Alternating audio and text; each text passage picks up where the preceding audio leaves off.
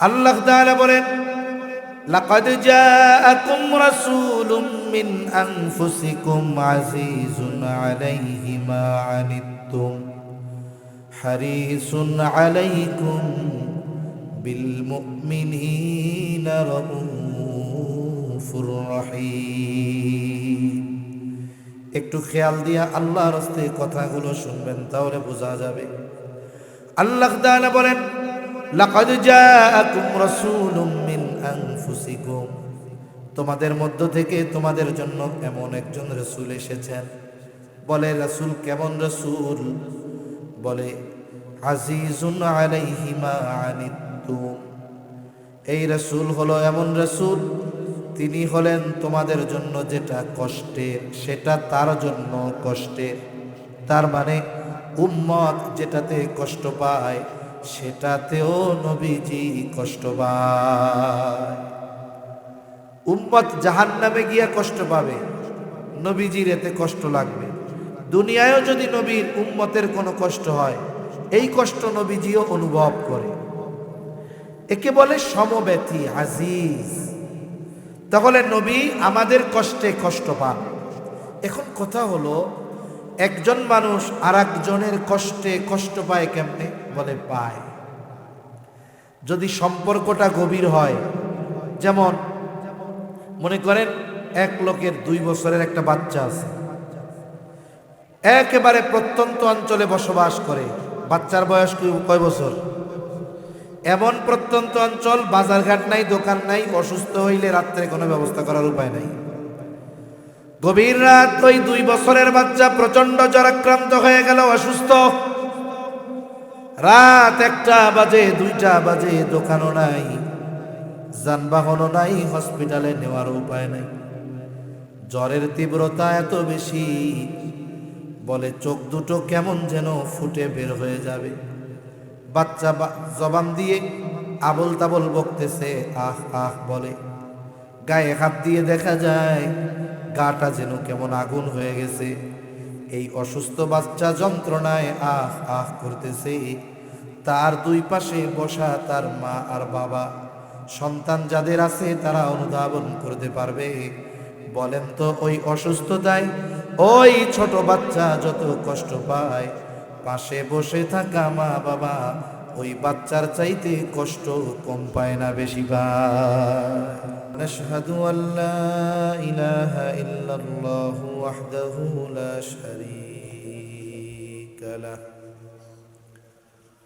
ওয়া নাশহাদু আন্না সাইয়্যিদানা ওয়া সানাদানা ওয়া হাবিবানা ওয়া তাবিবানা ওয়া আওলানা ওয়া মাওলানা মুহাম্মাদ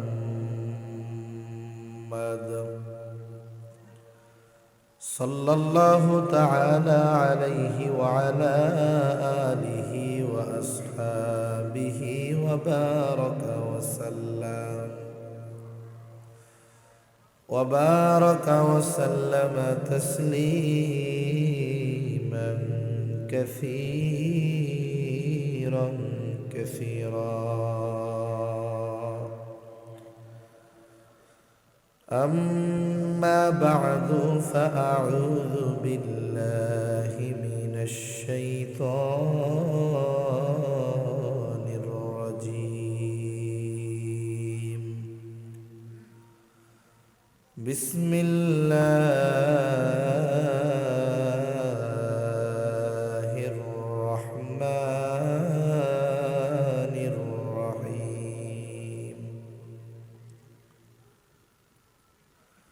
لقد جاءكم رسول من أنفسكم عزيز عليه ما عنتم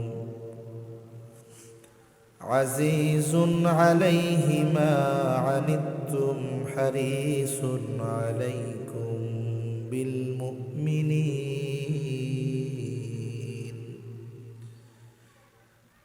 حريص عليكم بالمؤمنين رؤوف رحيم. وقال رسول الله صلى الله عليه وسلم لا يؤمن أحدكم حتى أكون أحب إليه من والده وولده والناس أجمعين أو كما قال النبي صلى الله عليه وسلم صدق الله العلي العظيم وصدق رسوله النبي الكريم ونحن على ذلك من الشاهدين والشاكرين والحمد لله رب العالمين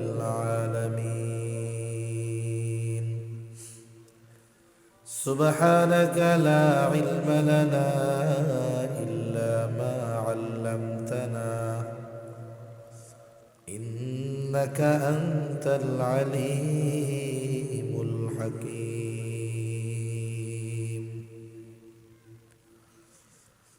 اللهم صل على محمد وعلى آل محمد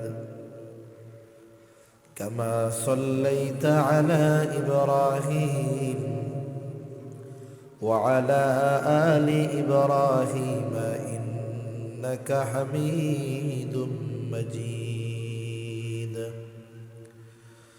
اللهم بارك على محمد وعلى آل محمد كما باركت على إبراهيم وعلى آل إبراهيم إنك حميد مجيد আল্লাহর মহব্বতে আমরা জবান খুলে একটু জিকির করি লা ইলাহা ইল্লাল্লাহ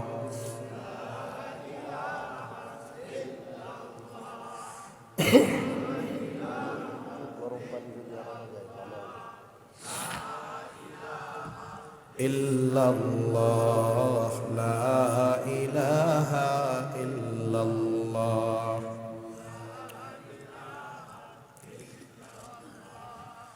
লা ইলাহা ইল্লাল্লাহ মুহাম্মাদুর রাসূলুল্লাহ সাল্লাল্লাহু আলাইহি ওয়াসাল্লাম আলহামদুলিল্লাহ ঐতিহ্যবাহী নারায়ণগঞ্জ জেলার অন্তর্গত বন্দর থানাধীন কামরাবো কুচিয়ামোড়া স্ট্যান্ড কেন্দ্রীয় বাইতুন নূর জামে মসজিদের নির্মাণ কল্পে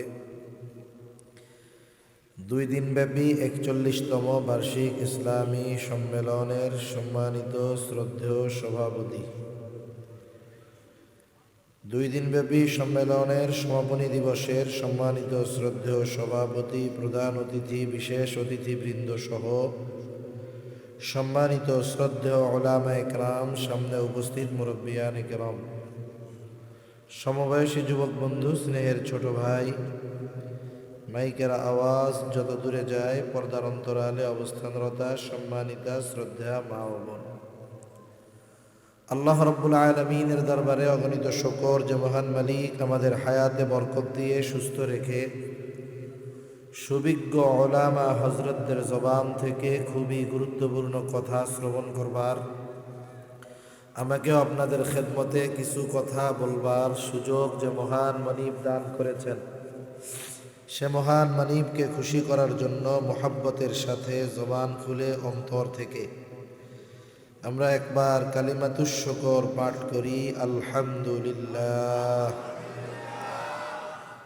অগণিত দুরুদ ও সালাম সৈয়দুল আম্বিয়া আশরাফুল আম্বিয়া খাতামুল আম্বিয়া ইমামুল মুরসালিন রহমাতুল লিল আলামিন মুহাম্মাদুর রাসূলুল্লাহ সাল্লাল্লাহু আলাইহি ওয়াসাল্লামের উপর আমি আপনাদের খেদমতে পবিত্র কোরআনুল কারীমের সূরা তাওবা থেকে একটা আয়াত ও রসুল আকরাম সাল্লাল্লাহু আলাইহি ওয়াসাল্লামের অগণিত হাদিস থেকে একটা হাদিস পাঠ করেছি।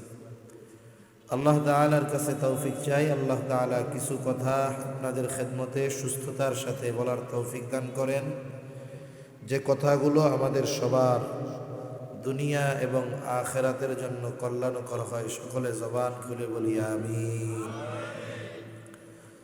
সম্মানিত উপস্থিতি, আমরা আমাদের জীবনের প্রতিটা মুহূর্তে আল্লাহ তাআলার নেয়ামত ভোগ করতেছি। একেবারে প্রতিটা পদে পদে আমাদের জীবনের এমন একটা মুহূর্ত অতিবাহিত হয় না যে আমরা আল্লাহ তাআলার নেয়ামত ভোগ করি না। আল্লাহ সুবহানাহু ওয়া তাআলা এই নেয়ামত এত ব্যাপকতার সাথে দিয়েছেন যে মুসলিম বলেন, অমুসলিম বলেন, নাস্তিক বলেন, সকলেই কার নেয়ামত ভোগ করে? জবান খুলে বলেন। আল্লাহ তাআলা আমাদেরকে অগণিত নেয়ামত দিয়েছেন। কত নেয়ামত দিয়েছেন এর হিসাব করার ক্ষমতা আমাদের কারো নাই। আল্লাহ তাআলা বলেন, ওয়াইন তাউদ্দু নি'মাতাল্লাহি লা তুহসুহা। তোমরা যদি আল্লাহর নেয়ামত সমূহ গণনা করো, হিসাব করতে পারবা না। অগণিত নেয়ামত আল্লাহ তাআলা আমাদেরকে দিয়েছেন। আল্লাহ প্রদত্ত দামি দামি নেয়ামত, এগুলো বিনা চাওয়ায়, বিনা টাকায় আল্লাহ তাআলা আমাদের দিয়েছেন। যদি আল্লাহ সুবহানাহু ওয়া তাআলা একটু টাইট দিয়া দিতেন, যে শর্ত দিতেন যে আমার নেয়ামত পেতে হলে এই শর্তগুলো মানতে হবে, তাহলে দেখতেন এ দুনিয়ায় একটাও বেঈমানও থাকতো না, বেনামাজিও থাকতো না। ঠিক কিনা কন? বেঈমানদের কথা বাদ দেন, যদি এমনটা শর্ত হতো বেঁচে থাকার জন্য অক্সিজেন দরকার, অক্সিজেন শ্বাস নেওয়া ছাড়া আর কার্বন ডাই অক্সাইড ছাড়া ব্যতীত 2-10 ঘন্টা থাকতে পারবেন, এরকম লোক আসেনি আপনাদের এলাকায়? এরকম লোক সারা পৃথিবীর কোথাও আপনি পাবেন না, যে অক্সিজেন নেওয়া ব্যতীত, কার্বন ডাই অক্সাইড ছাড়া ব্যতীত সে 10টা মিনিট বেঁচে থাকবে। চিকিৎসা বিজ্ঞান বলে অক্সিজেন না নিতে পারলে অথবা কার্বন ডাই অক্সাইড না ছাড়তে পারলে তার মেয়াদ হলো 5 মিনিট। কয় মিনিট? 5 মিনিট। অথচ এই দামি এক সম্পদ 5 মিনিট না পাইলে জীবন শেষ।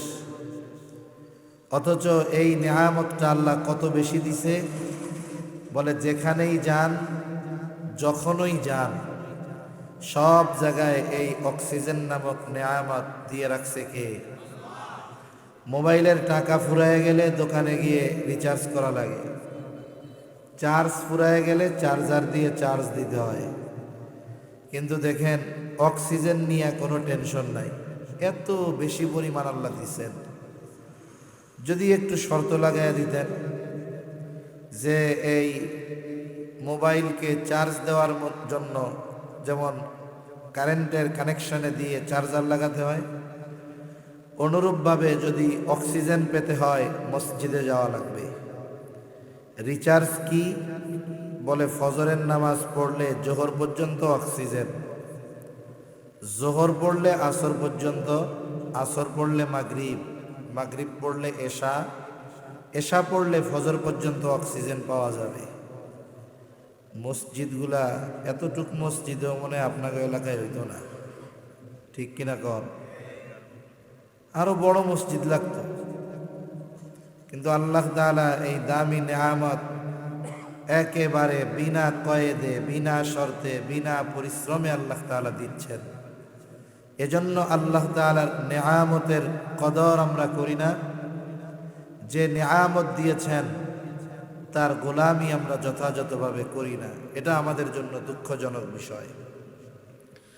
তা আল্লাহ প্রদত্ত দামি দামি নেয়ামতগুলোর মধ্যে অন্যতম দামি এক নেয়ামত হলো আল্লাহ তাআলা আমাদেরকে ঈমানদার বানিয়েছেন, সাথে সাথে মুহাম্মাদুর রাসূলুল্লাহ সাল্লাল্লাহু আলাইহি ওয়াসাল্লামের উম্মত বানিয়েছেন।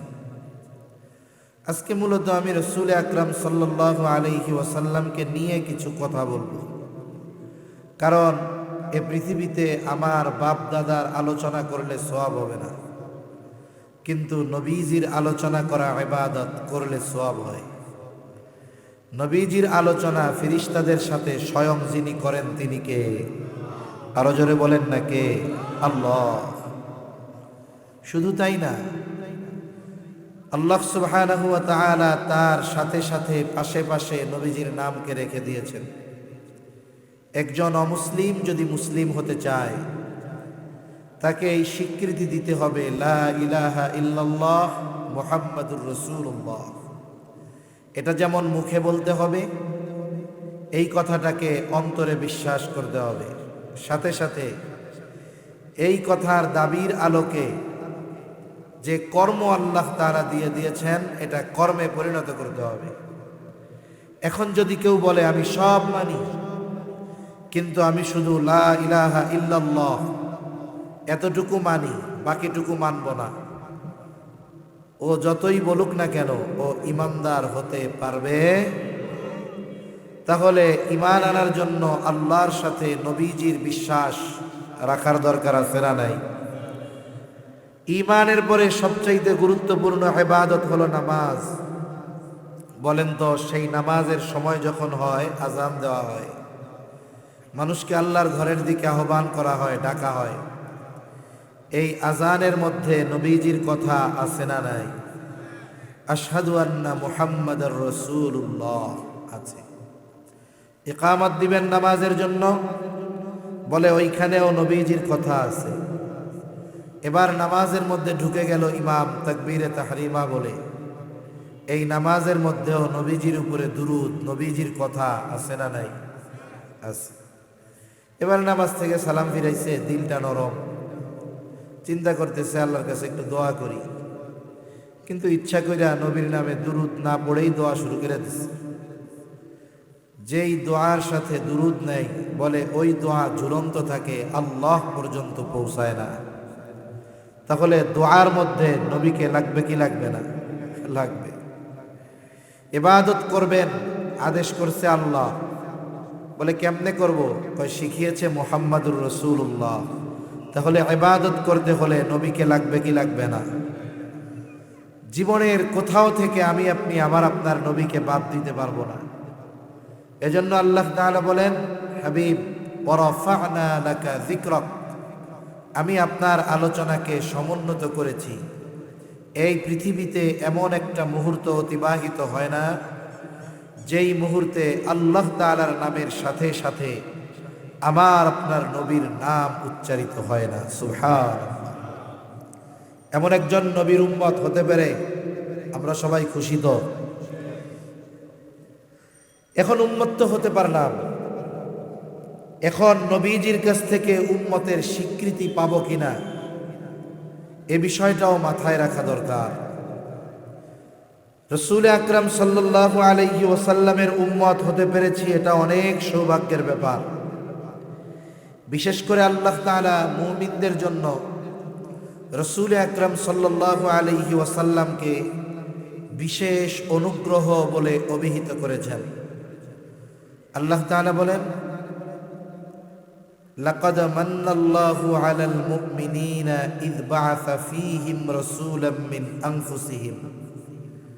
আল্লাহ তাআলা বলেন, মুমিনদের উপর আল্লাহ তাআলার বিশেষ অনুগ্রহ যে তিনি তাদের মধ্য থেকে তাদের জন্য একজন রাসূল প্রেরণ করেছেন। তাহলে রাসূল সাল্লাল্লাহু আলাইহি ওয়াসাল্লাম হলেন মুমিনদের জন্য বিশেষ অনুগ্রহ। ঘোষণা দিচ্ছেন কে?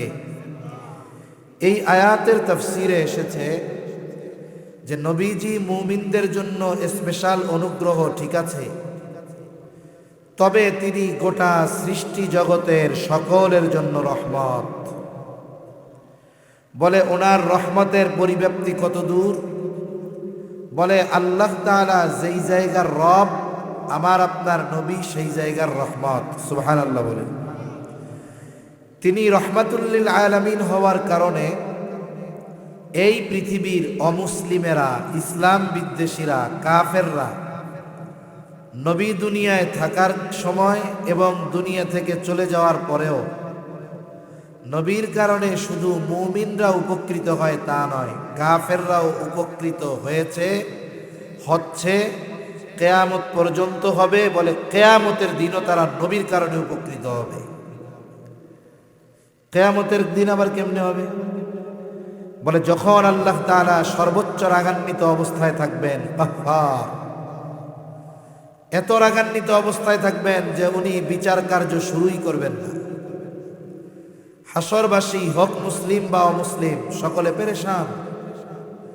হাসরের ময়দানে তারা এতটা অস্থির হয়ে যাবে, চিন্তা করবে বিচার হোক, জান্নাতে যাই নাইলে জাহান্নামে যাই, যাবো তো এক জায়গায়, কিন্তু আর হাসরের ময়দানে থাকা যায় না। সেদিন আল্লাহ তাআলার কাছে বিচার শুরু করার কথা কেউ বলতে সাহস করবে না। আমার আপনার নবী আল্লাহ তাআলার কাছে গিয়ে বিচার কার্য শুরু করার আদেশ অনুরোধ করবেন। আল্লাহ তাআলা আমার আপনার নবীকে খুশি করার জন্য নবীর কথা গ্রহণ করে আল্লাহ তাআলা বিচার কার্য শুরু করবেন। সুবহানাল্লাহ। সবাই তো অস্থির, কাফেররাও অস্থির। এই যে নবীর সুপারিশে বিচার শুরু হইল, কাফেরও অস্থিরতা থেকে মুক্তি পাইল। এই অস্থিরতা থেকে, অনন্তকালের অস্থিরতা তো পরে হবে, সেটার বিষয় পরে। তাহলে দুনিয়ায়ও তারা উপকৃত হচ্ছে, কিয়ামত পর্যন্ত হবে। নবীজির দোয়ার কারণে ইসলাম নিয়ে যারা বিদ্বেষ, ইসলামকে যারা ধ্বংস করতে চায়, ইসলামের বিরুদ্ধে আচরণ করে, নাফরমানি করে, নবীর দোয়া, আল্লাহ অতীতের উম্মতদের মতো পাপের কারণে আমার উম্মতদেরকে সমূলে ধ্বংস করে দিয়েন না। এজন্য পাপ অনেক, কিন্তু আল্লাহ তাআলা হালকা পাতলা মাঝে মধ্যে দিয়া একটু সতর্ক করে, পাপের কারণে সমূলে আমাদেরকে বিনাশ করে দেন না। বলে কে দোয়া করছে? মুহাম্মাদুর রাসূলুল্লাহ সাল্লাল্লাহু আলাইহি ওয়াসাল্লাম। তাহলে নবীজি সকলের জন্য রহমত, কাফেরদের জন্য নবীজি রহমত। আবু জেহেল, উতবা, সাইবার জন্য নবীজি রহমত ছিলেন। একবার আবু জেহেল নবীজির সামনে নবীজিকে শুনিয়ে আল্লাহ তাআলার কাছে দোয়া করতেছে। কি দোয়া? বলে আল্লাহ, আপনি সত্যই যদি মুহাম্মাদের উপরে কোরআন নাজিল করে থাকেন, তাইলে আমাদের উপরে পাথর বর্ষণ করেন, না হলে যন্ত্রণাদায়ক শাস্তি দেন। দোয়া করতেছে আবু জেহেল। কার কাছে দোয়া করে? এখন আবু জেহেল তো কাফের, ও কি আল্লাহরে বিশ্বাস করে? বলে হ্যাঁ করে। আল্লাহর অস্তিত্বে বিশ্বাসী ছিল মক্কার কাফেররা। তবে সমস্যা কোথায়? বলে আল্লাহ তাআলার সাথে তারা এমন কিছু শিরিক করত, যার কারণে আল্লাহর প্রতি এই বিশ্বাস মূল্যহীন হয়ে গেছে। কাফেররা আল্লাহর প্রতি বিশ্বাস করত, এটা আমার কথা না, আল্লাহই বলেন ওয়ালা ইন সাআলতাহুম মান খালাকাস সামাওয়াতি ওয়াল আরদা লায়াকুলুন্নাল্লাহ।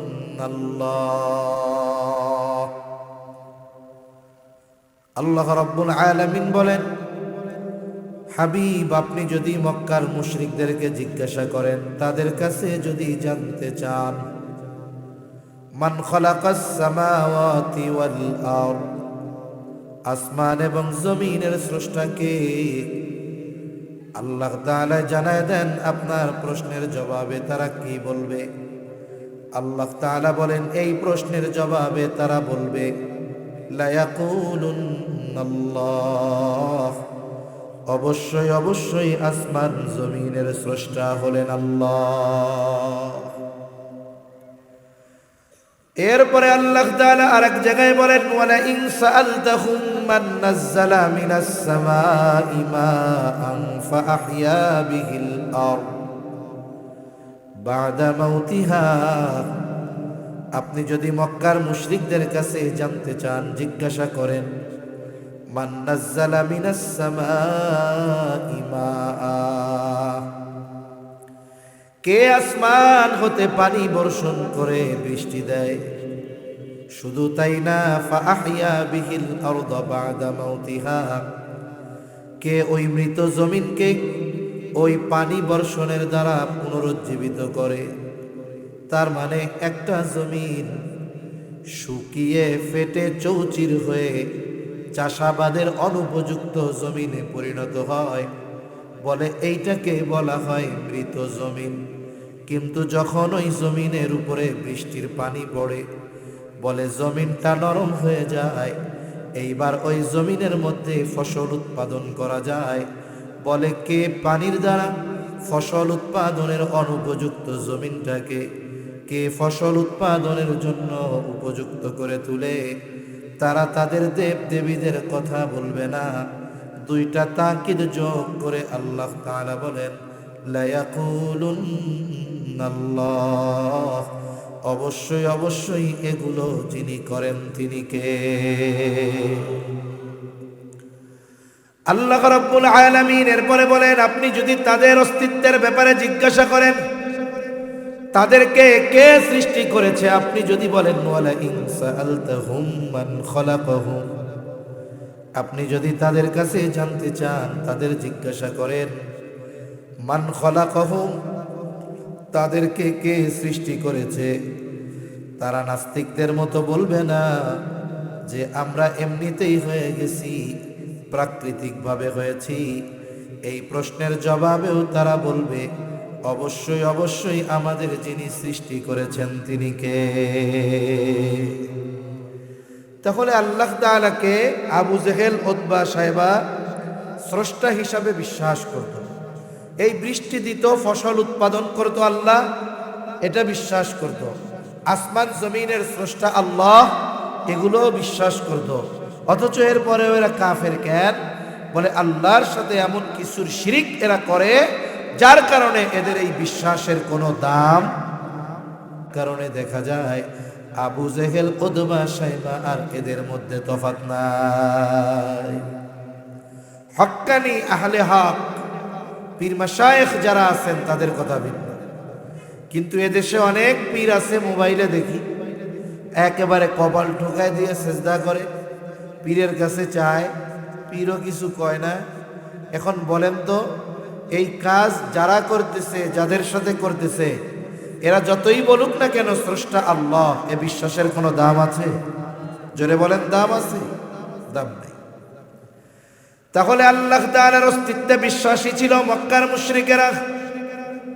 শুধু তাই না, নবীজি এক হাদিসের মধ্যে বলেন আবু জেহেল আল্লাহর কাছে দোয়া করেছে, আল্লাহ তাআলাও আবু জেহেলের দোয়া কবুল করেছে।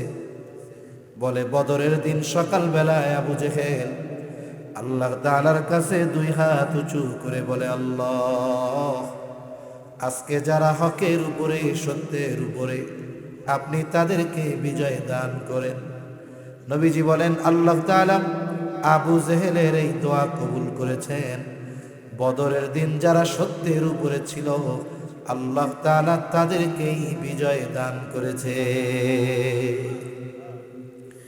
আবু জেহেল নবীজির সামনে শুনিয়ে শুনিয়ে আল্লাহর কাছে কি বলে? বলে আল্লাহ, সত্যই যদি কোরআন আপনি মুহাম্মাদের উপরে নাজিল করে থাকেন, তাইলে আমাদের উপরে পাথর বর্ষণ করেন, নাইলে যন্ত্রণাদায়ক শাস্তি দেন। এই মিয়া, দুনিয়ায় কোনো মানুষ নিজের উপরে শাস্তি চায়? আরে চায়। কিছু মানুষ হিংসায় চায়।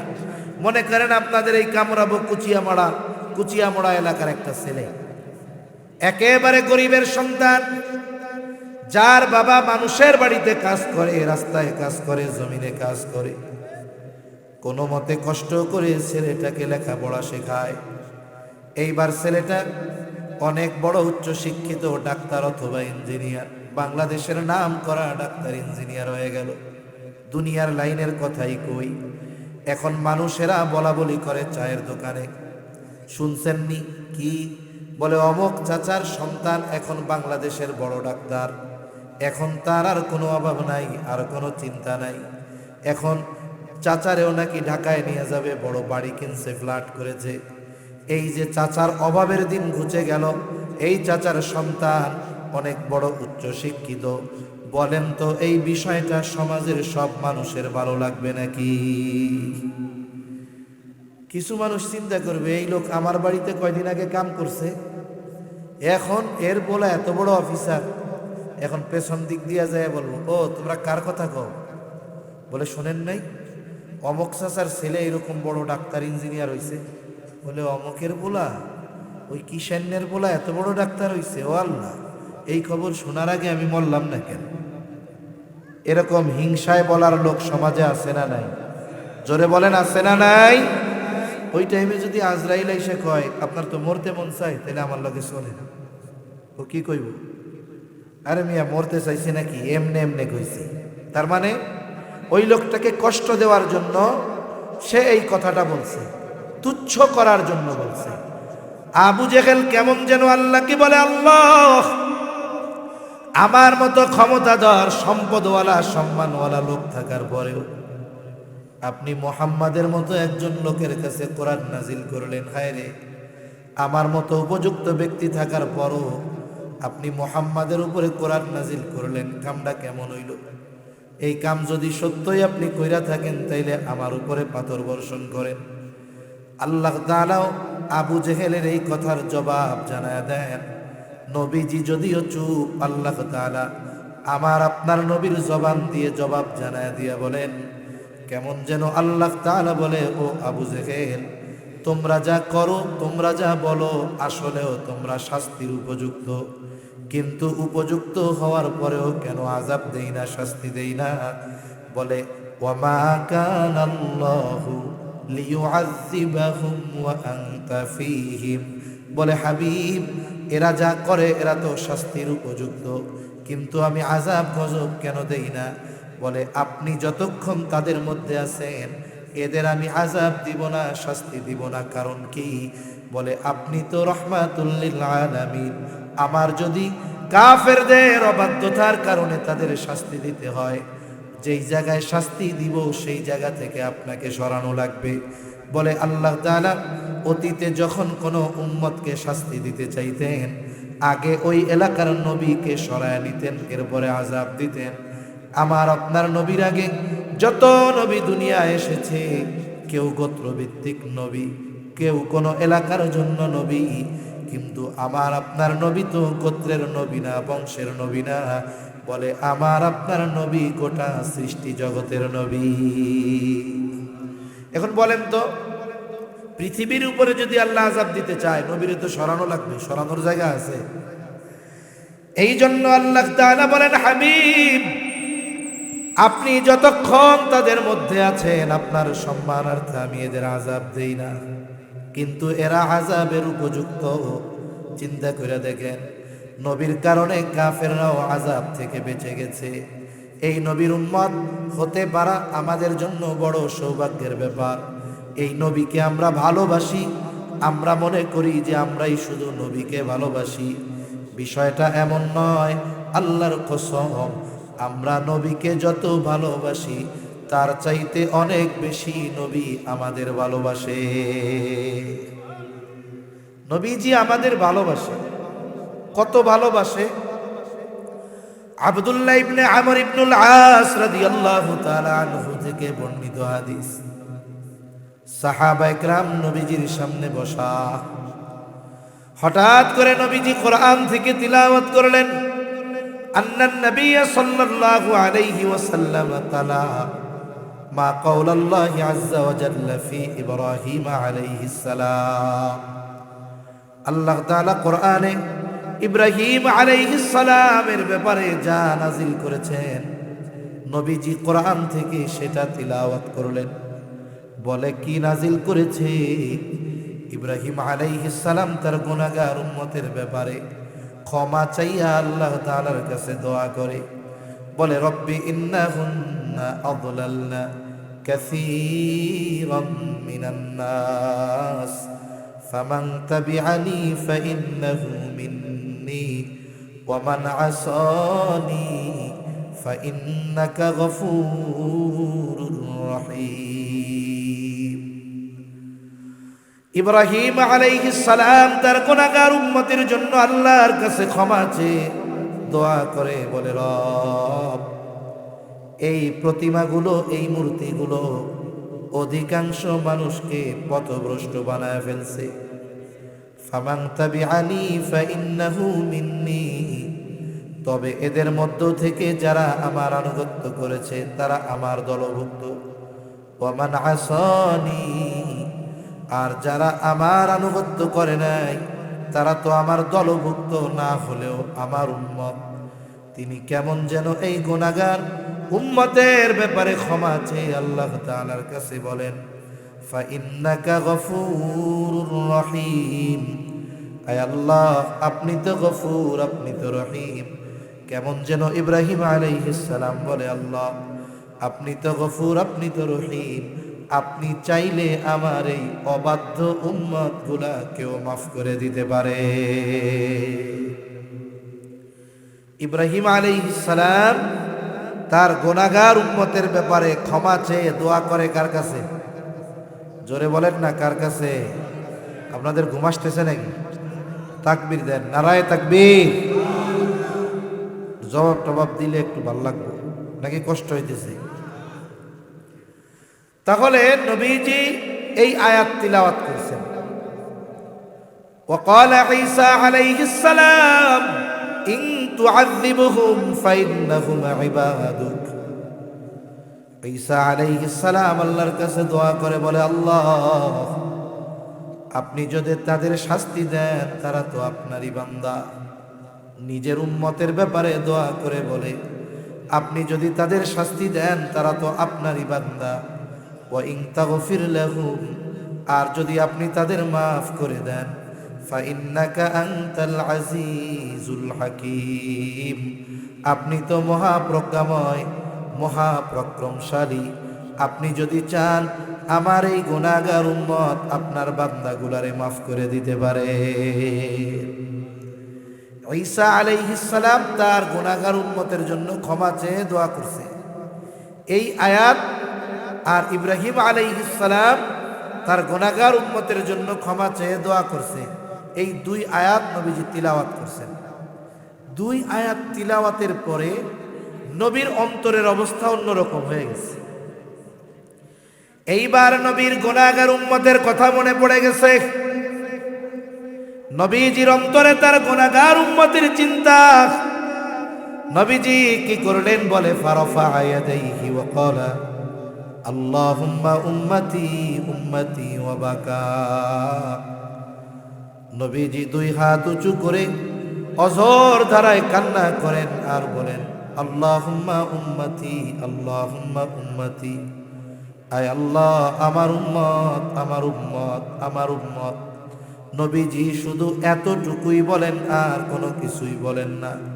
বলেন তো, আর কোনো কিছু না বললেও নবীজি কি বলতে চায় দুনিয়ার কেউ না বুঝলেও যিনি বোঝেন তিনি কে?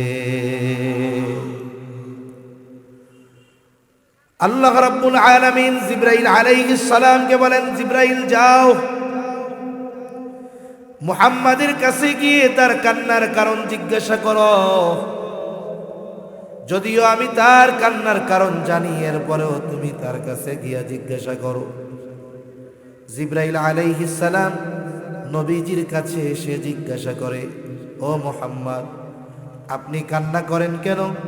যদিও আপনার কান্নার কারণ আল্লাহ তাআলা জানে, এরপরেও আপনার কান্নার কারণ তিনি আপনার কাছে জানতে চায়। এইবার নবীজি সাল্লাল্লাহু আলাইহি ওয়াসাল্লাম তার কান্নার কারণ জিবরাইল আলাইহিস সালামের কাছে বললেন। উম্মতের মাগফিরাতের কথা, নাজাতের কথা বললেন। জিবরাইল আলাইহিস সালাম আল্লাহ তাআলার কাছে গিয়ে বলে, আল্লাহ আপনার উম্মতের কান্নার, আপনার নবীর কান্নার কারণ হলো তার উম্মতের জন্য ক্ষমা। আল্লাহ তাআলা বলেন, জিবরাইল যাও আমার মুহাম্মদকে গিয়ে জানায় দাও, আমি অচিরেই তাকে তার উম্মতের ব্যাপারে সন্তুষ্ট করব, আমি তাকে তার উম্মতের ব্যাপারে অসন্তুষ্ট করব না। আল্লাহ তাআলা বললেন যে আমি তাকে তার উম্মতের ব্যাপারে সন্তুষ্ট করব। সূরা দুহার মধ্যে আল্লাহ তাআলা বলেন, ওয়ালা সাউফা ইউতিকা রাব্বুকা ফাতারদা। যে আপনার রব আপনাকে অচিরেই এমন কিছু দিবেন আপনি খুশি হয়ে যাবেন। আর হাদিসে কি আসছে? আল্লাহ বলেন অচিরেই আল্লাহ তাআলা আপনাকে আপনার উম্মতের ব্যাপারে সন্তুষ্ট করবে, অসন্তুষ্ট করবে না। নবী এই দুই কথার জবাবে কি বলেন? নবী বলেন, আল্লাহ, আমি ততক্ষণ সন্তুষ্ট হব না যতক্ষণ না আমার সব উম্মতকে ক্ষমা করে জান্নাত না দেওয়া হবে। সুবহান। উম্মতের প্রতি নবীর মায়া কত বেশি। রাসূলুল্লাহ সাল্লাল্লাহু আলাইহি ওয়াসাল্লাম শুধুমাত্র উপস্থিত উম্মতদের ভালোবাসতেন তা নয়, কিয়ামত পর্যন্ত যত উম্মত আসবে সবাইকে ভালোবাসার খবর নবীজি দিয়ে গেছেন। একদিন নবীর সাথে সাহাবায়ে কেরাম পথ চলতেছে, হঠাৎ করে নবীজি বলে, আমার ভাইদেরকে দেখতে মন চায়। সাহাবায়ে কেরাম জিজ্ঞাসা করে, ইয়া রাসূলুল্লাহ, আমরা কি আপনার ভাই নই? নবীজি বলেন, তোমরা হলো আমার সাথী সাহাবী। বলে, আপনার ভাই কারা? নবীজি বলেন, শোনো, আমি দুনিয়া থেকে চলে যাবার পর যারা আমাকে না দেখে আমার উপরে ঈমান আনবে, বলে তারাই হলো আমার ভাই। ঈমান আনলেই তার প্রতি নবীর স্পেশাল মহব্বত। শুধু তাই না, উম্মতের দ্বারা আঘাতপ্রাপ্ত হওয়ার পরেও নবীজি কখনো উম্মতের জন্য বদদুয়া করেন না। মক্কার মানুষেরা যখন ঈমান আনে না, কথা শুনে না, শৈশবে নবীজি তায়েফের বনু সাকিফ গোত্রে লালিত পালিত হয়েছিলেন। চিন্তা করলেন, আমার একেবারে শৈশবে যেখানে অতিবাহিত হয়েছে, আমি তাদের কাছে গিয়া তাওহীদ রিসালাত আখিরাতের দাওয়াত দেই। নবীজি চলে গেলেন তায়েফ। নবীর সাথে শুধুমাত্র হযরত যায়েদ রাদিয়াল্লাহু তাআলা। নবীজি তায়েফে গিয়ে দাওয়াত দেন, হে মানুষেরা, বলো লা ইলাহা ইল্লাল্লাহ তুফলিহু, তোমরা সফল হয়ে যাইবা। নবীজি দাওয়াত দিতেছেন। মক্কার কাফেররা ওই জায়গায়ও নবীর পেছনে দুষ্ট মানুষদের লেলায় দেয়, বলে এই বেটা হইল পাগল, এরে পাথর মার। এইবার দলে দলে নবীর গায়ে পাথর মারে। হযরত যায়েদ নবীর সাথে একা ঠেকায়া পারেন না। নবীজি পাথরের আঘাতে রক্তে জর্জরিত গোটা দেহ। নবীজি পড়ে যাইতেন, আবার দাঁড়াইতেন, উঠতেন আর বলতেন, হে মানুষেরা, বলো লা ইলাহা ইল্লাল্লাহ তুফলিহু, তোমরা সফল হয়ে যাইবা। নবীর গায়ে তারা সারাদিন পাথর নিক্ষেপ করেছে। পাথর নিক্ষেপের পরিমাণ কত কত কত। বলে নবীর গায়ে তারা পাথর নিক্ষেপ করেছে। পাথরের আঘাতে নবীজির গা জর্জরিত হয়ে রক্ত প্রবাহিত হয়েছে। দাগ কেমন ছিল? আয়েশা সিদ্দিকা রাদিয়াল্লাহু তাআলা আনহা একদিন নবীর গায়ে পাথরের আঘাতের দাগ দেখে বুঝতে পারেন নাই। বলে, ইয়া রাসূলুল্লাহ, আপনার কি কখনো বসন্ত হয়েছিল নাকি? নবী বলেন, না, বসন্ত হয় নাই। বলে, তাহলে এগুলো কিসের দাগ? নবীজি বলেন, আয়েশা, আমি যখন তায়েফে দ্বীনের দাওয়াত নিয়ে গিয়েছিলাম, তায়েফের মানুষ আমাকে যে পাথর নিক্ষেপ করেছিল, এগুলো হলো তাদের নিক্ষিপ্ত পাথরের আঘাতের দাগ। একটা হলো পাথর মারলে থেতলে যাবে, আর একটা হলো যদি পাথর ধারালো হয় তাহলে থেতলাবে না, শুধু ক্ষত হবে, রক্ত বের হবে। নবীর গায়ে ক্ষত হয়ে রক্ত বের হয়েছে। বলে, কি পরিমাণ রক্ত? রক্ত বের হয়ে গায়ের জামা পোশাক ভিজে গেছে। এরপরে গা বেয়ে বেয়ে, পা বেয়ে বেয়ে রক্ত জুতার মধ্যে ঢুকে গেছে। জুতার মধ্যে রক্ত শুকায়া পা জুতার সাথে আটকে গেছে। কি পরিমাণ রক্ত নবীর গা থেকে ঝরছে। মাঝে মধ্যে আমরা রক্তদান করি, ব্লাড ডোনেট করি, বড় সওয়াবের কাজ। এই যে অনেক সময় আমি দেখেছি, আমি অনেকবার পিজিতে রক্ত দিয়েছি, অন্যান্য জায়গায় দিয়েছি, দেখেছি একজনের রক্ত নিল 100 গ্রাম 150 গ্রাম, এরপরে 10 মিনিট শোয়া রাখছে, এরপরে পানি দিছে, বিস্কিট দিছে, খাইছে। এরপরেও যখন শোয়া থেকে উঠে দাঁড়ায়, হাঁটতে পারে না, কেমন যেন মাথা চক্কর দিয়ে পড়ে যায়। নবীর গা থেকে এই কথার আলোকে মনে হয় 100-150 গ্রাম নয়, বরং এর চাইতে বেশি রক্ত ঝরিয়েছে তারা। নবীজি পড়ন্ত বিকালে ক্লান্ত দেহ নিয়ে একটা খেজুর বাগানের পাশে নবীজি বিশ্রাম নিচ্ছেন। আঙ্গুর বাগানের পাশে বিশ্রামরত অবস্থায় জিবরাইল আলাইহিস সালাম চলে আসলেন। এসে বলে, ইয়া রাসূলুল্লাহ, আপনার সাথে এই কওম কেমন আচরণ করেছে আপনার মালিক দেখছে। আজকে আমি একা আসি নাই, আমার সাথে নতুন আর একজন ফেরেশতা পাঠানো হয়েছে, পাহাড়ের দায়িত্বে নিয়োজিত ফেরেশতা। নবীজি বলেন, ওই ফেরেশতা আমার কাছে আসলো, আমাকে সালাম দিয়ে বলে, এই কওম আপনার সাথে কেমন আচরণ করেছে আপনার মালিক দেখছে। আমাকে তিনি আপনার আদেশ পালনার্থে পাঠিয়েছে। আপনি যদি আমাকে নির্দেশ দেন, দুইটা পাহাড় দিয়ে এদেরকে এমনভাবে পিষিয়ে দেওয়া হবে, নিশ্চিহ্ন হয়ে যাবে, অস্তিত্বহীন হয়ে যাবে। এই জায়গায় যে একটা জনবসতি ছিল তার কোনো অস্তিত্ব থাকবে না। আল্লাহ পাঠাইছে আমাকে আপনার আদেশ পালন করার জন্য। আপনি শুধু অর্ডার দেন, মুহূর্তের মধ্যে খালাস। নবী কি প্রতিশোধ পরায়ণ ছিলেন নাকি?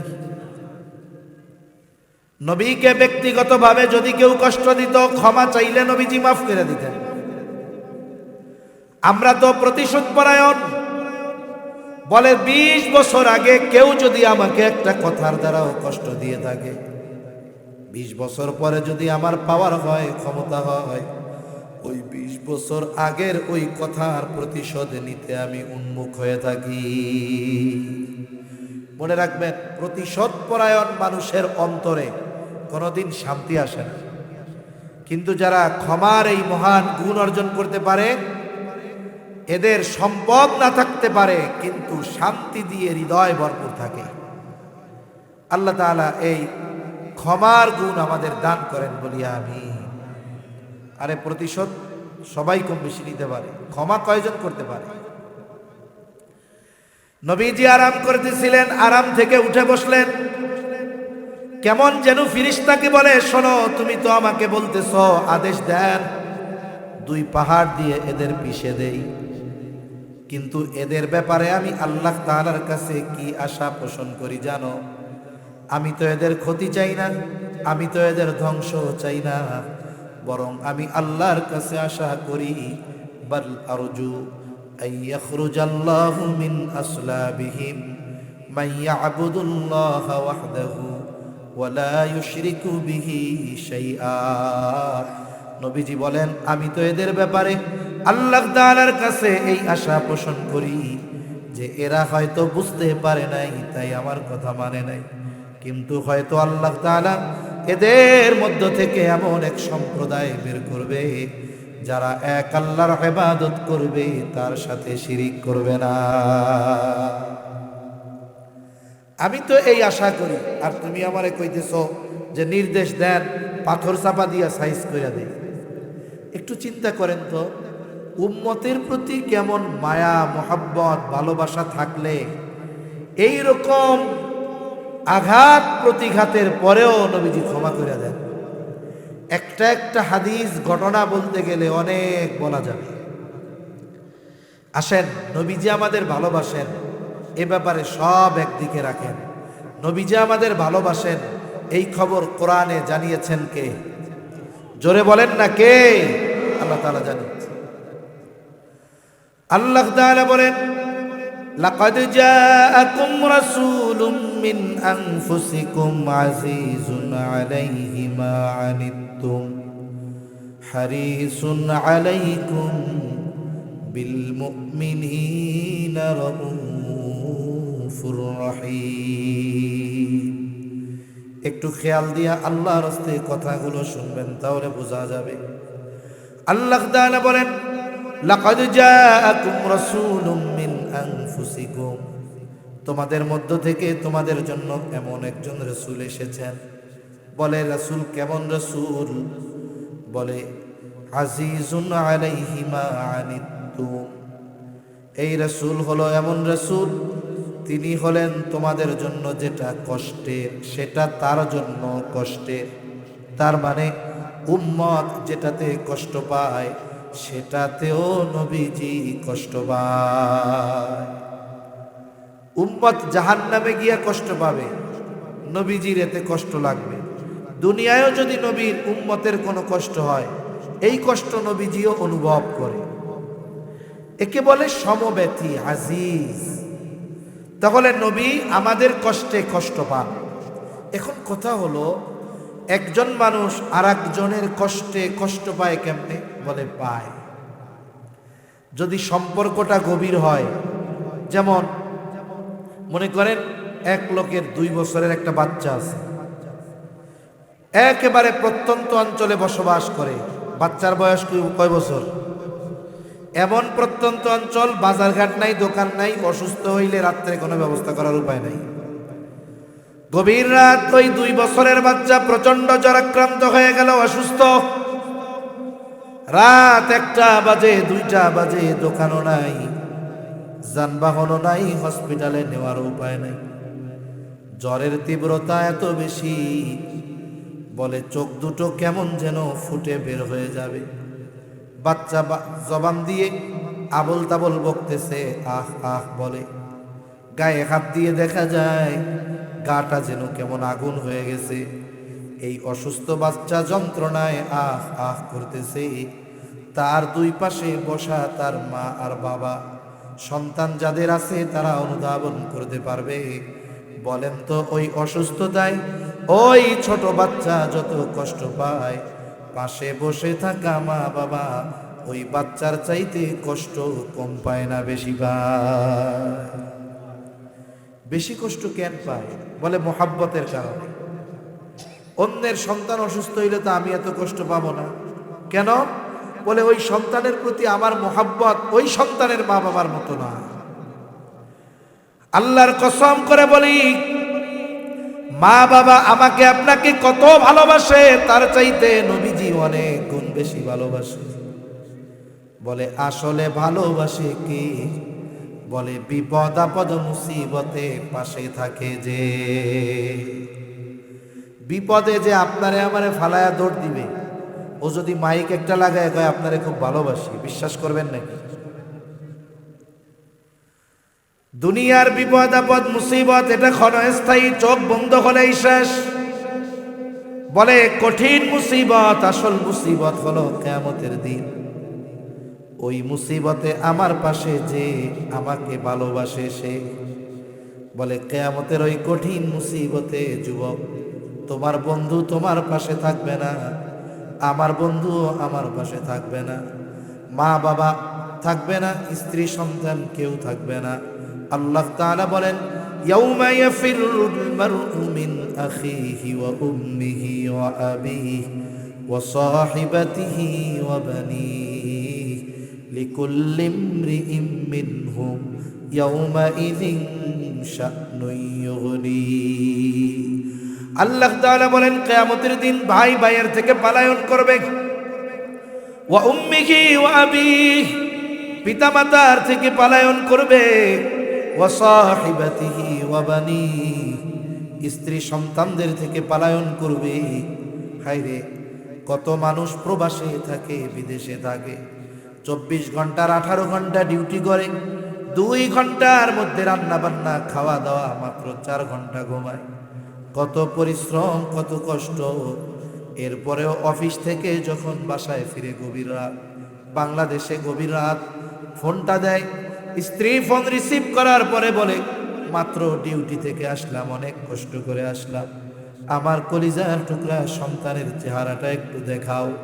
এইবার ঘুমন্ত সন্তানের চেহারাটা যখন মোবাইলের মধ্যে দেখে, চ্যালেঞ্জ দিয়া বললাম, ওই 20 ঘন্টা কষ্ট করে আসা যুবকটার এই 20 ঘন্টা 18 ঘন্টার কষ্ট মুহূর্তের মধ্যে দূর হয়ে যায়। বলে কষ্টটা দূর হয়ে গেছে। দুনিয়ায় কষ্ট দূর করার জন্য সন্তানের চেহারা দেখে, মা বাবার চেহারা দেখে, স্ত্রীর চেহারা দেখে, কিন্তু কিয়ামতের মুসিবতের কষ্ট দূর করার জন্য মা বাবার চেহারা দেখবে না, স্ত্রী সন্তানের চেহারা দেখবে না, বরং ওই দিন তাদের চেহারা দেখাটা আরো কষ্টের কারণ হবে। মুসিবতটা কত বেশি! বলে ওই মুসিবতে সকলে নাফসি নাফসি করবে, নিজের চিন্তা করবে, সকলে নিজের চিন্তায় চিন্তিত। বলে নবীও চিন্তিত, বলে নবী নিজের চিন্তায় চিন্তিত নয়, বরং নবী তার উম্মতের নাজাতের চিন্তায় চিন্তিত থাকবে। মানুষেরা এমন আল্লাহ তাআলার কাছে বলবে, আল্লাহ সারা দুনিয়ার সব মানুষকে জাহান্নামে দিয়ে হলেও আপনি আমাকে জান্নাত দিয়ে দেন। ওই দিন নবী কি করবে ভাই? বলে আমার আপনার নবী হাসরের ময়দানে অবস্থান করবে। সব নবী জান্নাত অভিমুখে রওনা হয়ে যাবে, জান্নাতের দরজায় পৌঁছায় যাবে। জান্নাতের দরজা বন্ধ, জান্নাতের পাহারাদারকে বলা হবে দরজা খুলে দাও। জান্নাতের পাহারাদারেরা বলবে না, দরজা খোলা হবে না। বলে যিনি আসলে খোলা হবে তিনি এখনো আসেন নাই। কোথায় তিনি? বলে এখনো তিনি হাসরের ময়দানে। নবীজি হাসরের ময়দানে কি করবেন? বলে উম্মতের নাজাতের চিন্তায় চিন্তিত। একটা মানুষ যখন চিন্তিত থাকে তখন এক জায়গায় সে স্থির থাকতে পারে না, নড়াচড়া করে। বিছানায় শুইলে ঘুম আসে না, চিন্তায় বিছানা থেকে উঠে চেয়ারে বসে, বাড়ির উঠানে হাঁটে, বাড়ির ছাদে হাঁটে, বারান্দার বেলকুনিতে হাঁটে। বলে হাসরের ময়দানে নবীজি উম্মতের চিন্তায় এক জায়গা থাকবেন না। একবার নবী চলে যাবেন হাউজে কাউসারের কাছে, না জানি তার কোনো উম্মত পানি পানে মাহরুম হয়ে যায়। আর একবার চলে যাবেন পুল সিরাতের কাছে, না জানি কোনো উম্মত পুল পানি দিতে ব্যর্থ হয়ে যায়। আর একবার নবী চলে যাবেন মিজানের কাছে, না জানি কোনো উম্মত ওজনে ধরা পড়ে যায়। আর একবার নবীজি চলে যাবেন জাহান্নামের দরজায়, না জানি কোনো উম্মতকে জাহান্নামে দিয়ে দেওয়া হয়। আবার যখন উম্মতের জন্য সুপারিশের প্রয়োজন, আল্লাহর দরবারে সেজদায় লুটিয়া পড়বে। বলে যতক্ষণ না নবীর ওই উম্মত যার অন্তরে যাররা পরিমাণ ঈমান হলেও ছিল, তার ব্যাপারে আল্লাহ তাআলার পক্ষ থেকে যতক্ষণ না জান্নাতের নিশ্চয়তা নবী পাবে, ততক্ষণ পর্যন্ত আমার আপনার নবী নিজে জান্নাত অভিমুখে রওনা হবে না। ওই দিন নবী আমাদের ভুলবে না। তাইলে বলেন, মা বাপ বেশি ভালোবাসে না নবী বেশি ভালোবাসে? জোরে বলেন, মা বাবা বেশি ভালোবাসে না নবীজি বেশি ভালোবাসে? সন্দেহ আছে? এই জন্য মোহাব্বতের কারণে যেমন সন্তান অসুস্থ হইলে মা বাপ কষ্ট পায়, অনুরূপ উম্মতের প্রতি নবী মোহাব্বতের কারণে উম্মতের কষ্টে নবী কষ্ট পায়। এরপরে আল্লাহ তাআলা বলেন, এই নবী হলেন এমন নবী, হারিসুন আলাইকুম, তোমাদের জন্য কল্যাণকামী নবী। সব সময় উম্মতের কল্যাণের কথা চিন্তা করতেন। হাদিসের মধ্যে আসছে, নবীজি বলেন আল্লাহ তাআলা সব নবীকে উম্মতের ব্যাপারে একটা বিশেষ দোয়া করার অনুমতি দিয়েছে এবং ওই দোয়া কবুলের প্রতিশ্রুতি আল্লাহ তাআলা দিয়েছেন। নবী বলেন সব নবী তার উম্মতের ব্যাপারে ওই দোয়া দুনিয়ায় করে ফেলছে, আমি ওই দোয়াটাকে সংরক্ষণ করে রাখছি। বলে কিয়ামতের দিন আমার উম্মতের জন্য সুপারিশ হিসাবে ওই দোয়া আমি আল্লাহর কাছে করব। কারণ এই দোয়াটা দুনিয়ায় করার চাইতে আখিরাতে করলে আমার উম্মতের জন্য বেশি কল্যাণকর হবে। এজন্য নবী ওই দোয়া আখিরাতের জন্য জমায় রাখছেন। আচ্ছা, আপনাদের কষ্ট হইতেছে না তো? আমার কথা কইতেছি। কার কথা? নবীজির কথা বলতেছি, নবীজির আলোচনা করতেছি। যার আলোচনাকে সমুন্নত করেছেন কে? আমার মনে হচ্ছে আপনাদের এই নবীর আলোচনা শুনতে ভালো লাগতেছে না, খারাপ লাগতেছে। কিছু কিছু লোকের আচরণ এরকম মনে হইতেছে যে ভালো লাগতেছে না। হুজুর একটু কৌতুক কইতো, হুজুর একটু গরম গরম জাড়ি দিত, হাসিনারে জাহান্নামে পাঠাইতো, তাইলে খুব ভালো লাগতো। বিষয়টা হলো, আর একটা বিষয় হলো, আবার অনেকে চিন্তা করে কয়টা পর্যন্ত করবে। আমার ঘড়িতে 11:05 বাজে, ইনশাআল্লাহ আমি বয়ান 11:30টার মধ্যে শেষ করে দিব। এতে সুবিধা হইল, বেশি রাত হলে বেনামাজিদের চাইতে নামাজির চিন্তা বেশি। আবার অচেনা গন্তব্য কাছে হইলেও দূরে মনে হয়। সময়ের যদি একটা সীমাবদ্ধতা থাকে, তাহলে মেন্টালিটি একটা প্রিপারেশন থাকে যে আলোচনা এই পর্যন্ত হবে, এখন আমি একটা প্রস্তুতি নিয়ে বসতে পারি, এতটুকু। সেজন্য আগের থেকে আমি আমার সময়টা জানাই দিলাম আর কি আপনাদের। এখন আপনারা মেন্টালিটি প্রস্তুতি নিতে পারেন যে এর বেশি ইনশাআল্লাহ আল্লাহ চাইলে যাবে না ইনশাআল্লাহ। তাহলে নবীজি উম্মতের ব্যথায় ব্যথিত হন, সাথে সাথে নবীজি উম্মতের জন্য কল্যাণকামী। এটা সব উম্মতের জন্য, সে হোক কাফের হোক সে মুমিন। কারণ নবীজির নবুয়তির পরে কিয়ামত পর্যন্ত যত মানুষ আসবে, মুমিন হোক আর কাফের হোক, সব নবীজির উম্মত, ঠিক কিনা? তবে শুরুতে একটা আয়াত বলছিলাম, আয়াতের অংশ, লাকাদ মান্নাল্লাহু আলাল মুমিনিন, মুমিনদের জন্য নবী হলেন বিশেষ অনুগ্রহ। এই জন্য মুমিনদের প্রতি নবীজির ভালোবাসাটাও একটু স্পেশাল। এ ভালোবাসা কত? আল্লাহ তাআলা বলেন, বিল মুমিনিনা রাউফুর রহিম। আল্লাহ তাআলা বলেন এই নবী হলেন এমন নবী যিনি তার মুমিন উম্মতদের জন্য রাউফুর রহিম।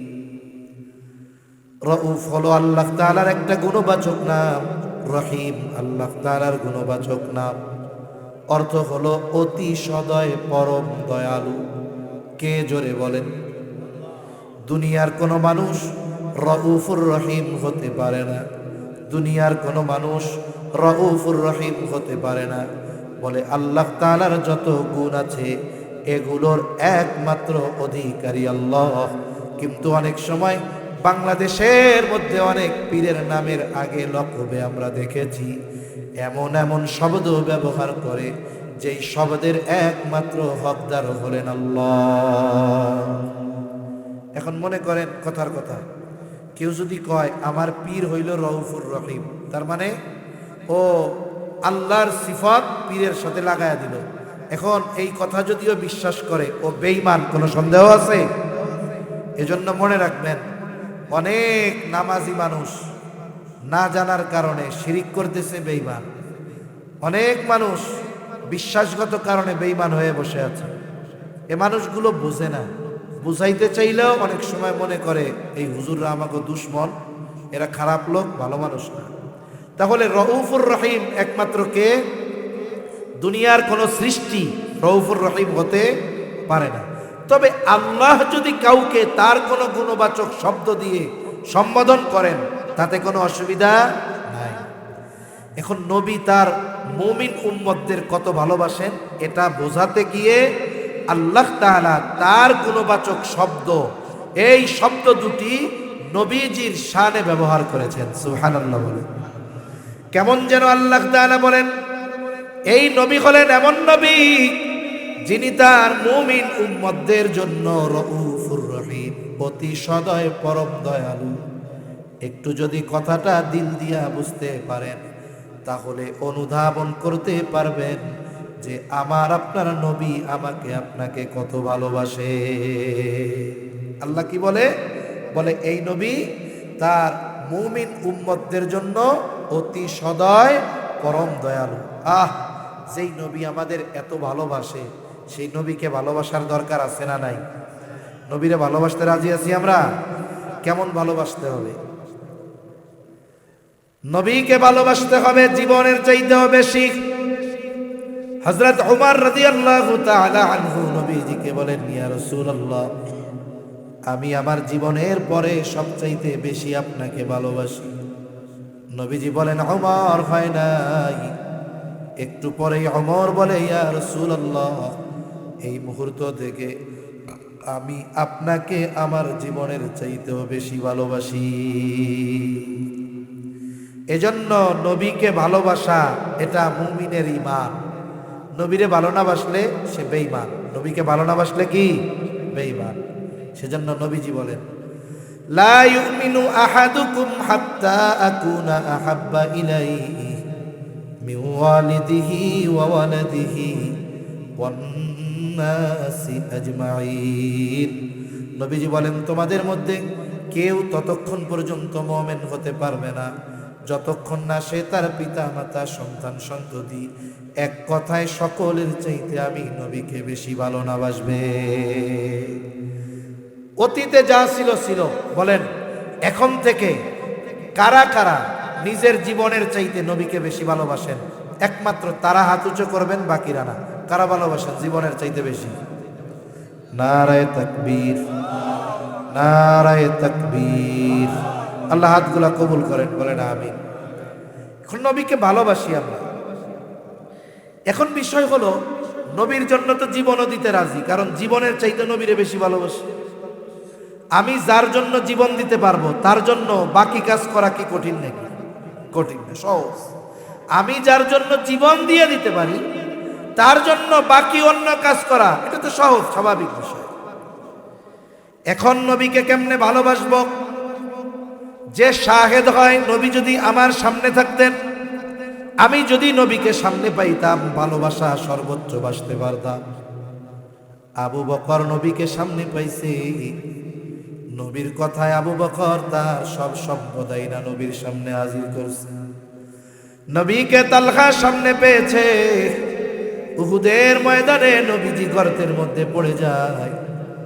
তালহা তাকায় দেখে গর্তের থেকে নবী মাথা উঠায় আর নামায়, উপর দিয়া তীর যায়, বর্ষা যায়। তালহা আইসা নবীর সামনে নিজের পিঠটারে ডাল বানায় দিছে। আমি তো নবীকে সামনে পাই নাই, এই রকম ভালো কেমনে নবীকে বাসবো? নবী জানেন আমার উম্মত আমাকে ভালোবাসা নিয়ে চিন্তিত থাকবে, এই জন্য কিভাবে কোন পদ্ধতিতে নবীকে ভালোবাসা হবে সেই পদ্ধতির খবর নবী নিজে জানায় দিয়েছে। নবীকে ভালোবাসার প্রথম পদ্ধতি বলে, মান আহাব্বা সুন্নতি ফাকাদ আহাব্বানি ওয়া মান আহাব্বানি কানা মাই ফিল জান্নাহ। নবী বলেন, যে আমার সুন্নতকে ভালোবাসলো সে আমাকে ভালোবাসলো, আর আমাকে যে ভালোবাসবে সে আমার সাথে জান্নাতে অবস্থান করবে। নবীর সাথে জান্নাতে থাকতে পারা এটা সৌভাগ্যের ব্যাপার। সাহাবায়ে কেরামের কাছে নবীর সাথে জান্নাতে থাকতে পারার সংবাদ ছিল সবচাইতে আনন্দের সংবাদ। আনাস রাদিয়াল্লাহু তাআলা আনহু বলেন যে এক সাহাবী, গ্রাম্য সাহাবী আসছে, নবীজিরে জিজ্ঞাসা করছে কিয়ামত কখন হবে। লম্বা হাদিস সংক্ষেপে বলতেছি। নবীজি তারে পাল্টা জিজ্ঞাসা করছে, মা আদাত লাহা, এই তুমি কিয়ামতের জন্য কি পাথেয় সংগ্রহ করছো? লোকটা বলে, আমি আল্লাহ এবং তার রাসূলকে ভালোবাসি। নবীজি বললেন, আল মারহু মা মান আহাব্বা, বলে যে যাকে মোহাব্বত করে তার সাথে অবস্থান করবে, তার মানে জান্নাতে তার সাথে সে থাকবে। এই কথা বলার পর লোকটা বাড়ির দিকে চলে যায়।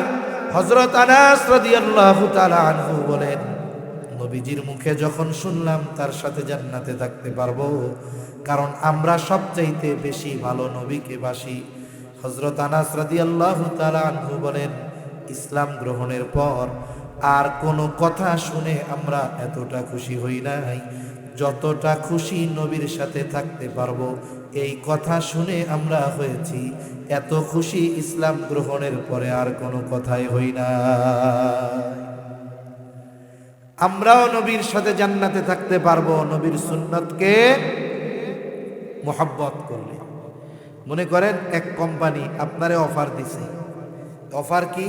বলে আমাদের পণ্য কিনে লটারি জিতুন। লটারিতে কি পুরস্কার? বলে পুরস্কার হলো সৌদি আরবের ওয়াচ টাওয়ারটা আছে, ওই ঘড়িয়ালা বিশাল বিল্ডিং, ক্লক টাওয়ারে একেবারে কাবা ভিউ, যেখানে আপনার রুম হবে ওইখান থেকে কাবা দেখা যাবে। আপনার সুযোগ, থাকার সুযোগ 5 দিন 5 রাত, সাথে সাথে আপনার বিমানের টিকিটও দেওয়া হবে।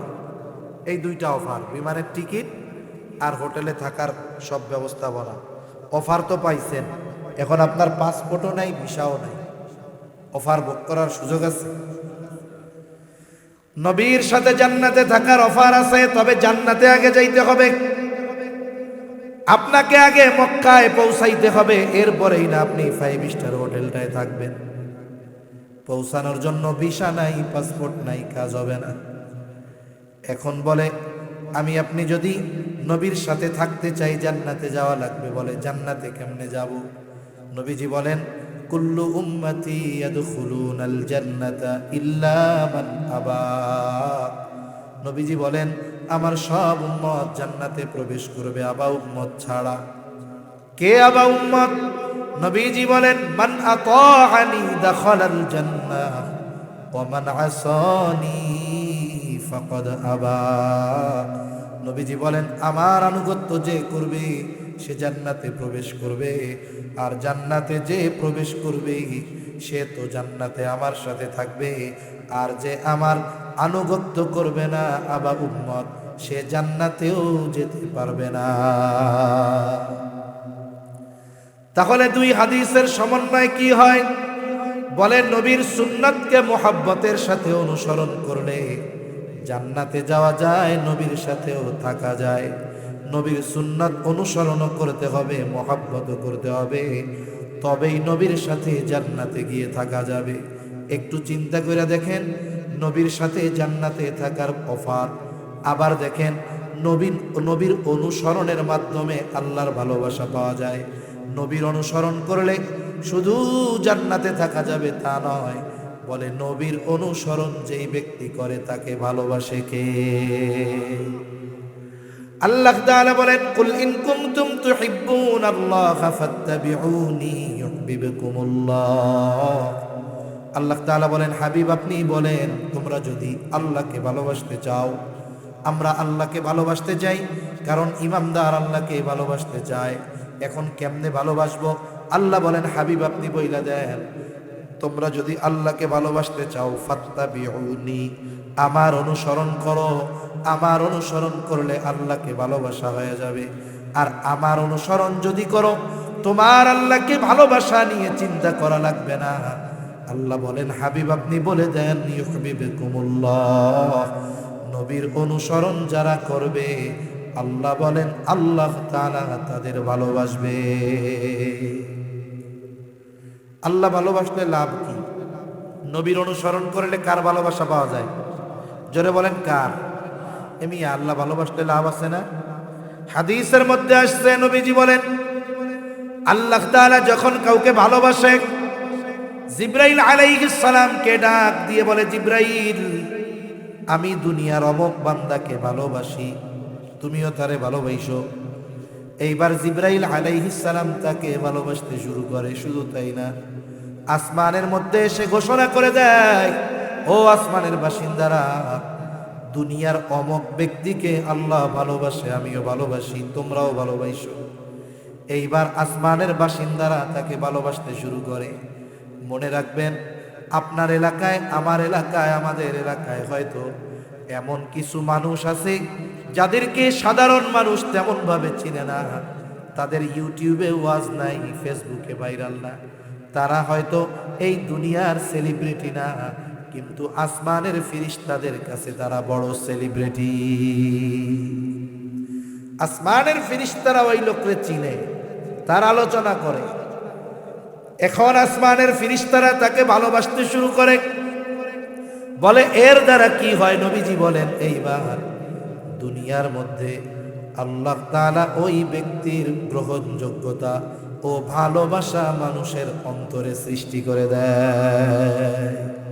এজন্য নবীর সুন্নাত মুহাব্বতের সাথে অনুসরণ করার মাধ্যমে আল্লাহর ভালোবাসা পাওয়া যায়, ফেরেশতাদের ভালোবাসা পাওয়া যায়, দুনিয়ায় ন্যাচারাল গ্রহণযোগ্যতা বাড়ে।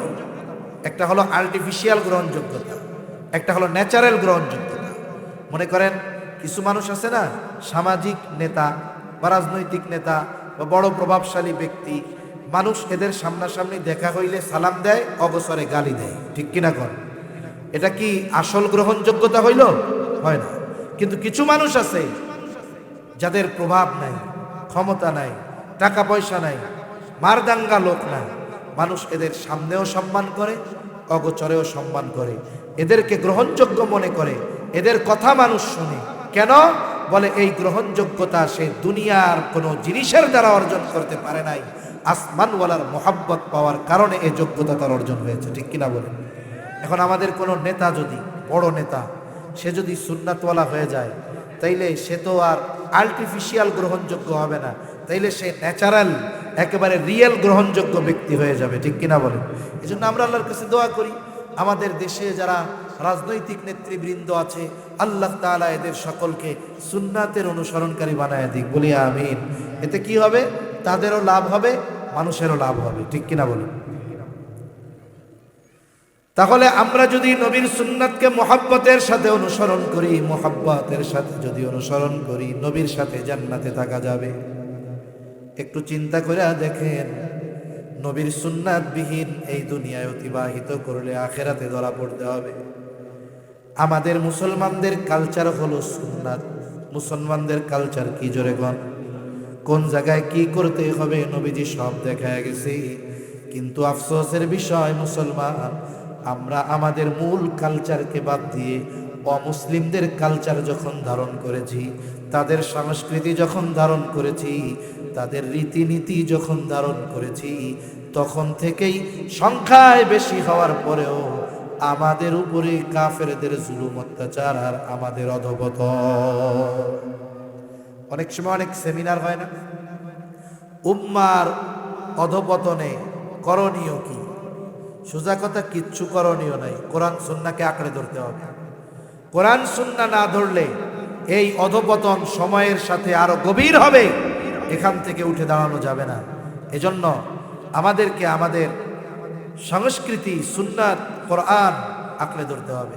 এই যে দেখেন, আজকে 27 তারিখ, শেষ হয়ে যাবে একটু পরে। কত যুবক এখনই থেকেই প্রস্তুতি নিচ্ছে 31st নাইট উদযাপনের, নববর্ষ উদযাপনের চিন্তা ভাবনা করতেছে। এক সময় কি করে? বলে বাজি ফুটায়, পটকা ফুটায়, তার আতশবাজি ফুটায়, ফানুস উড়ায়, এই উড়ায়, সে উড়ায়। এটার সাথে ইসলামের কোনো সম্পর্ক আছে? জোরে বলেন, আছে? আপনি কেন করবেন? যদি আপনি মানবিক দৃষ্টিকোণ থেকে চিন্তা করেন, একটা মোমবাতি আপনি জ্বালাইছেন, জ্বালানোর পরে এই মোমবাতিটাকে আস্তে আস্তে বড় হয় না ক্ষয় হয়? এক সময় পুড়তে পুড়তে পুড়তে শেষ, নিভে যাবে। এমিয়া, আমরা যখন মাতৃগর্ভে রূহ পেয়েছি, প্রাণ পেয়েছি, ওই সময় দুনিয়ায় কয়েকদিন থাকবো এটা নির্দিষ্ট হয়ে গেছে। আমার আপনার হায়াত লিমিট আছে, নির্দিষ্ট করা আছে, তবে আমাদের জানা নাই ওই সময় যখন পৌঁছাবো যুবক থাকি আর বুড়া হই, সুস্থ থাকি আর অসুস্থ হই, থাকার কোনো উপায় নেই। তার মানে সময়ের সাথে সাথে মৃত্যু থেকে দূরে যাচ্ছি না মৃত্যুর কাছে যাচ্ছি? তাইলে তো প্রতিদিন হাই হাই করার দরকার ছিল, আয় আল্লাহ একটা দিন জীবন থেকে চলে গেল, এই দিনের হিসাব কেমনে দিমু? আমি আস্তে আস্তে তো মরার দিক অগ্রসর হচ্ছি। আপনার জীবন থেকে হায়াত চলে যাইতেছে আর আপনি আনন্দ করতেছেন, সি সি সি। এটা তো মানবিক দিক দিয়েও খারাপ কাজ। আর ধর্মীয় দিক দিয়ে যদি আসেন, এই যে ইংরেজি মাসগুলো 12 মাস আন্তর্জাতিকভাবে অফিসিয়ালভাবে এই তারিখের হিসাব রাখা হয়, আপনার তারিখের হিসাব রাখতে গোনা নাই। কারণ সৌরবর্ষের হিসাব আর চন্দ্রবর্ষের হিসাব দুটোই দিয়েছেন কে? এই 365 দিনে বছর আর 355 দিনে বছর, দুইটাই আল্লাহ দিয়েছেন। আপনি হিসাব রাখেন, অসুবিধা নাই। চন্দ্র হিসাবও রাখতে হবে, সৌর হিসাবও রাখতে হবে। এখন এই সৌর হিসাব রাখতে গিয়ে যেই 12 মাস নাম নির্ধারণ করা হয়েছে, এগুলো রোমানদের এক একজন দেবতার নামের অংশ নিয়ে এই নামগুলো রাখা হয়েছে। যেমন জানুয়ারি, জানুস নামক এক দেবতা, ওর নামের প্রথম অংশ থেকে রাখা হয়েছে জানুয়ারি।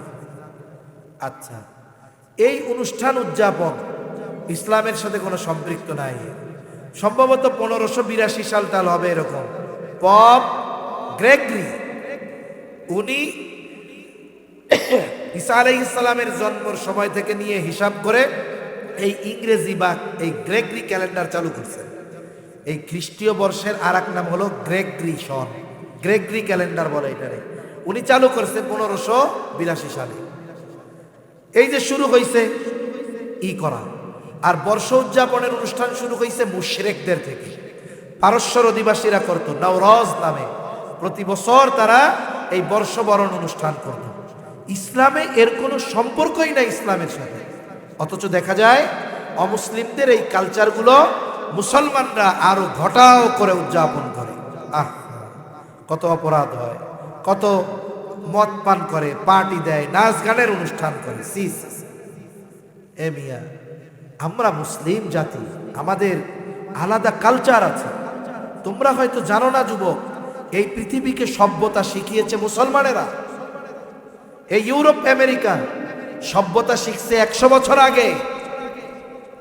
আজকে আমাদের অতীত আমাদের জানা নাই বিদায় আমরা অন্যের সংস্কৃতি গ্রহণ করে নিজেদেরটাকে বাদ দিয়ে দিচ্ছি।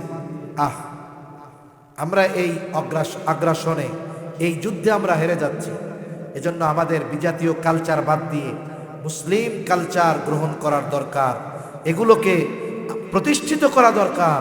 তা না হলে এক সময় কি হবে, মুসলমানের সন্তানের নামটা থাকবে শুধু মুসলিম নাম, আর বাকি সব কাজ হবে ইহুদি নাসারাদের মতো। ঠিক কিনা বলে? এজন্য আমরা আমাদের কথা, কর্ম, কাজ, পোশাক আশাক, আচার আচরণ, সংস্কৃতি কোনো কিছুতে বিজাতিদের অনুসরণ করব না। অনুসরণ যদি করি কি হবে? নবীজি বলেন, মান তাশাব্বাহা বিকাউমিন ফাহুয়া মিনহুম।